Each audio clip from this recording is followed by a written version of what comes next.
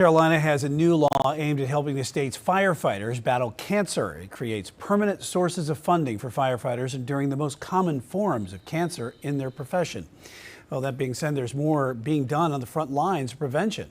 As Queen City News reporter Daniel Pierce shows us tonight, it will soon start where most things do, over a simple cup of coffee.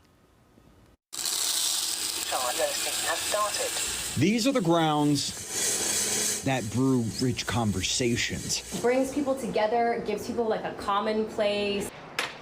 Especially for an industry where tough talks can be tall orders. Firefighters don't like to talk about their weaknesses, and that's definitely one of them.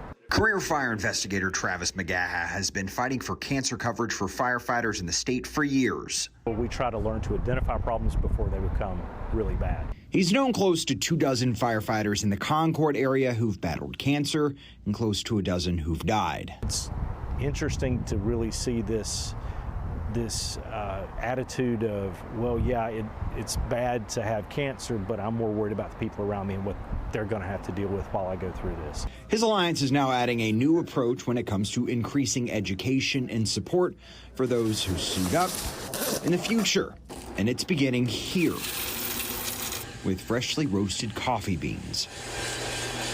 Through a partnership with Broken Compass Coffee Roasters in Concord, the Alliance will begin selling its own roasted coffee beans in August. The funds will bring help to firefighters the moment they're diagnosed, just as time seems to be slipping away. Where we have firefighters that are cancer survivors, counselors, things like that, they can work with firefighters, their families, their departments to kind of start processing what it means to have cancer.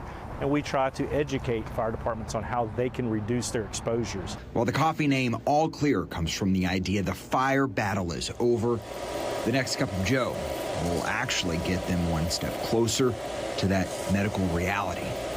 Daniel Pierce. It's a constantly moving target, and we're still learning what cancers we're seeing, and we're also learning how to deal with them. Queen City News.